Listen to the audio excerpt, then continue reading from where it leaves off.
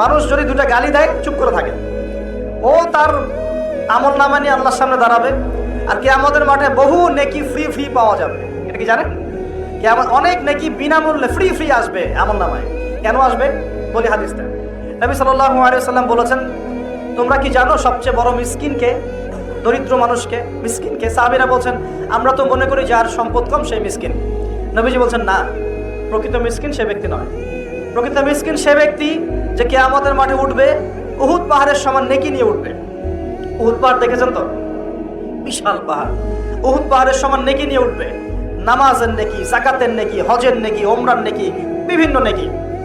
কিন্তু দেখবে সামনে বহু মানুষ দাঁড়িয়ে আছে। কেন দাঁড়িয়ে আছে? কারো কাছ থেকে টাকা নিয়েছে, টাকা শোধ করে নাই, কাউকে গালি দিয়েছে, কাউকে অন্যায়ভাবে অপবাদ দিয়েছে, কাউকে আঘাত করেছে, কারো উপর জুলুম করেছে ইত্যাদি। বিভিন্ন রকম মানুষের সাথে জড়িত পাপ ছিল, ঠিক আছে? কারো গীবত করেছে, কাউকে তহমত দিয়েছে ইত্যাদি। এখন আল্লাহ পাক বলবেন, এই ব্যক্তির নেকির যে পাহাড় আছে এখান থেকে নেকি নিয়ে ওদেরকে দিয়ে দাও। বলেন নাউজুবিল্লাহ। নেকি আস্তে আস্তে ট্রান্সফার হবে। এই যে আমরা যে ব্লুটুথ শেয়ার ইট, মনে আছে?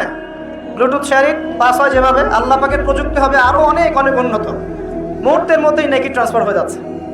এরপর নেকি যেতে যেতে সব নেকি যদি শেষ হয়ে যায়, আল্লাহ না করুন, তখন আল্লাহ পাক ফেরেশতাদেরকে বলবেন, ওদের গোনাগুলো থেকে গোনাগুলো বেছে বেছে এর আমল নামে যুক্ত করো।